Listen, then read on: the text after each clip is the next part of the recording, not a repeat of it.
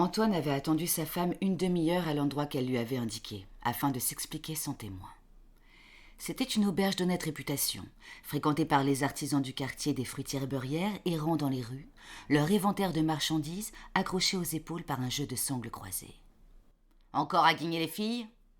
avança-t-elle en guise d'excuse pour son retard. « Et toi, toujours un mot méchant à la bouche ?» répondit-il. « Mais à l'inverse de ce que tu crois, je réfléchissais pour toi. » « Je m'en charge très bien toute seule. Alors, on mange d'abord ou on se chicote en premier ?» Il préféra boire, tandis qu'elle commandait une langue de bœuf mijotée au verjus. « Parfait, » dit-elle, s'asseyant en face de lui. « T'as des mauvaises actions à te reprocher ?» Antoine fronça les sourcils, sentant le vent tourner avant sa première gorgée. « Je tiens la maison pendant que tu besognes. Et ta mère est avec moi sans relâche. Comment veux-tu que j'aie le temps d'aller courir la gueuse ?» Elle posa ses couverts et ficha son regard dans le sien. « Bah, pourtant, je sais que tu te confesses à Davo. Quand on n'a rien à se reprocher, on n'a pas besoin d'aller baver chez le curé. Tu te fais rabonir ?» Disons que... il m'aide à me souvenir que nous ne sommes rien sur cette terre. Ou plutôt, que je suis poussière, et que je redeviendrai poussière. « D'accord, dit-elle.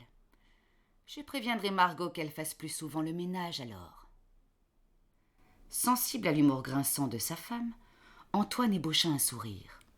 Mais, soudain, elle se leva et lui renversa son assiette sur les genoux. « Fourbe, larron, je sais que tu fournis mes préparations à Davo et qu'il les revend avec un bénéfice au passage. Ah, tu me déçois tellement !» Il baissa la tête et essuya son vêtement taché. « Tu es impossible à vivre, » dit-il à voix basse.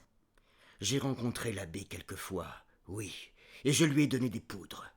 C'est ta faute aussi. Tu me fais l'aumône d'une petite pièce de temps en temps, mais je n'ai même pas de quoi me payer la charrette du marchand de sel pour rentrer chez moi.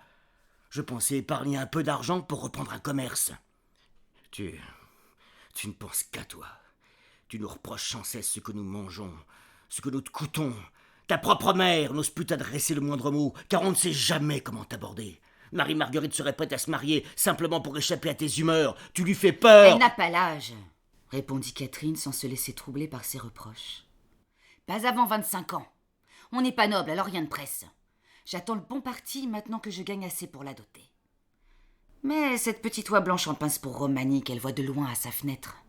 Ce garçon qui bidouille avec la filastre, s'étonna Antoine. Oui, mais j'ai quelqu'un d'autre en tête, assura-t-elle. Une de mes clientes me doit beaucoup et elle n'aimerait pas qu'on sache d'où vient sa fortune. J'attends d'en savoir davantage sur son fils que je trouve un peu précieux. Il se farde beaucoup et l'on murmure aussi dans son entourage qu'il serait athée. Je suis sûr que tu parles de Madame d'Urville, la sœur de l'abbé Radon. J'ai aussi songé que l'abbé pourrait marier les enfants lui-même.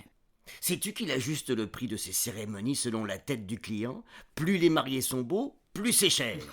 Mauvaise nouvelle pour moi, s'amusa-t-elle, car notre fille n'est pas un boudin. Et si les fantaisies du fils d'Urville ne sont pas à mon goût, je lui en trouverai un autre, avec un peu plus de religion. En attendant, j'aimerais autant qu'elle ne fasse pas la même ânerie que moi, en épousant un bras cassé trempé de vinasse. Voilà, s'impatienta Antoine. Quoi que je dise, je suis un ivrogne. Quoi que je fasse, je demeure un raté. Au lieu de t'intéresser à mon projet de reprendre une échoppe, tu rumines ta mauvaise humeur et tu décides tout pour chacun. On n'en peut plus. Mais vas-y, raconte ton idée. Encore de la verroterie à 4 sous? Oh, arrête, lança-t-il d'un ton désespéré. Tu ne vois pas le monde changer autour de toi. Je t'entends gémir sur le peu de divertissement que ta loup t'a destiné, mais la dernière fois que je t'ai proposé une promenade, tu m'as fait bastonner. Ton unique pensée va vers tes drogues, tes poudres, tes sirops, tes filtres d'amour. Mais l'amour, c'est pour les autres. Je ne suis pas sot du matin au soir. J'observe, j'écoute, je vois tout. Je rencontre des gens passionnés par les nouveautés et je parle avec eux. Les instruments scientifiques attirent les foules, alors j'ai décidé d'investir et d'en acheter un. Catherine avait fourni l'effort d'une écoute sans interrompre son mari. Elle lui sourit et adoucit le ton de sa voix. « Tu ne vas pas te perdre dans ces imbécilités de lunettes astronomiques alors que tu es déjà dans la lune ?» Mieux que cela, dit-il avec un rictus malicieux. Je vais m'offrir une lanterne de peur. Un coin de sa lèvre supérieure soulevé comme une marque de curiosité, elle écarquilla les yeux. Percevant l'intérêt qu'il avait réussi, pour une fois, à susciter chez sa femme, Antoine s'expliqua. La lanterne de peur est une mécanique fabuleuse, qu'on appelle aussi cassette des illusions. J'ai bien étudié le principe.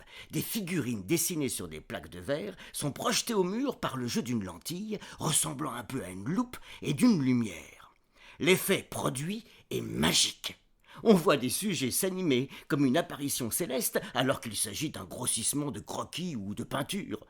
J'ai même songé que cela te permettrait de faire croire à tes clientes que des fantômes se montrent dans ta chambre de consultation. D'ordinaire peu impressionnable, la voisin resta sans voix. Et les autres jours, je pourrais proposer mes petits spectacles dans les villes de province et devenir montreur itinérant. Montreur de fantômes? Il haussa les épaules. Puis recommence à me railler. Non, je serai montreur d'images animées, et je gagnerai assez pour que tu cesses ces activités qui t'épuisent. Je parcourrai le pays, et je rentrerai une fois plein d'argent pour acheter de nouvelles scénettes et reprendre mon chemin. Catherine observa son époux un moment et, brusquement, s'effondra. « Je veux pas que tu me quittes !» s'exclama-t-elle, la voix brisée de sanglots. « Si tu pars sur les routes pour distraire les bourgeouilles avec tes petits personnages frétillants, je crèverai de solitude !» Il lui prit la main et la caressa de ses doigts rugueux.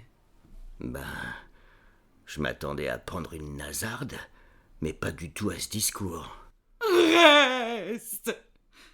supplia-t-elle. « Je ferai attention !» Mais ce n'est pas ta nature, dit-il d'un air assombri.